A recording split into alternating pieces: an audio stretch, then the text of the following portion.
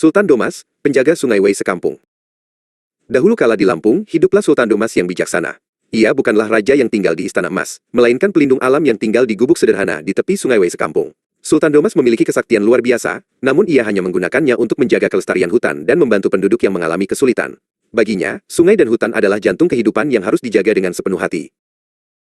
Suatu ketika, bencana kekeringan yang sangat hebat melanda desa-desa di sekitar Wei sekampung. Tanah menjadi pecah-pecah dan sumur penduduk mengering.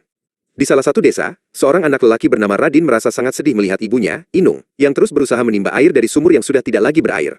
Radin pun bertekad untuk mencari Sultan Domas, demi memohon pertolongan bagi penduduk desa. Radin memulai perjalanannya dengan penuh keberanian. Ia menembus hutan belantara yang lebat dan mendaki bukit-bukit yang terjal. Meskipun merasa haus dan lelah, Radin tidak menyerah karena ia sangat mencintai keluarganya dan tanah kelahirannya.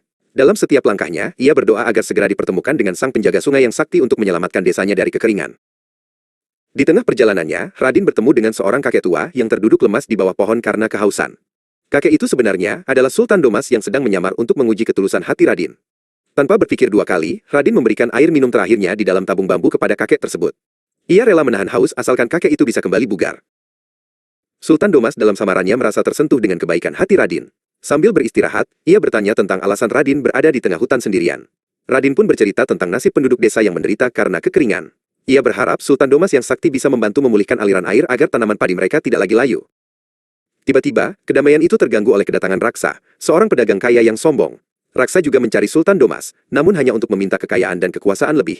Raksa menghina kakek tua itu dan mengusirnya dari tempat berteduh. Ia berteriak dengan kasar, memerintahkan sang kakek untuk memberitahu keberadaan Sultan Domas, seolah-olah ia adalah penguasa hutan itu. Melihat kesombongan dan kekejaman hati Raksa, Sultan Domas pun bangkit berdiri. Seketika, cahaya biru yang terang benderang menyelimuti tubuhnya. Wujud kakek tua yang lemah menghilang, berganti menjadi sosok Sultan Domas yang gagah perkasa. Ia memegang tongkat sakti yang memancarkan aura luar biasa, memperingatkan bahwa mereka yang tidak menghargai sesama, tidak akan pernah mendapatkan keberkahan dari alam. Raksa yang sombong, langsung pucat pasi melihat kesaktian yang terpancar dari Sultan Domas. Dengan rasa malu dan ketakutan yang luar biasa, ia lari terbirit-birit masuk ke dalam hutan yang gelap. Sementara itu, Radin tetap terdiam dengan penuh rasa hormat. Ia tidak menyangka bahwa kakek tua yang ia tolong adalah sosok yang selama ini ia cari-cari. Sultan Domas tersenyum dan menyentuh kepala Radin dengan penuh kasih sayang. Ia menghargai ketulusan Radin yang lebih mementingkan orang lain daripada dirinya sendiri. Sultan Domas kemudian menghentakkan tongkat saktinya ke sebuah batu besar di depan mereka. Tiba-tiba, air yang sangat jernih memancar keluar dengan deras dari dalam batu itu, menciptakan aliran baru yang mengarah langsung ke desa Radin. Berkat keajaiban Sultan Domas, desa Radin tidak lagi kekeringan. Sawah-sawah kembali hijau dan kehidupan penduduk kembali makmur. Radin dan ibunya, Inung, sangat bersyukur atas bantuan sang pelindung alam. Mereka selalu mengingat pesan Sultan Domas bahwa menjaga kelestarian alam dan memiliki hati yang tulus adalah kunci utama untuk mendapatkan kebahagiaan dan keselamatan dalam hidup.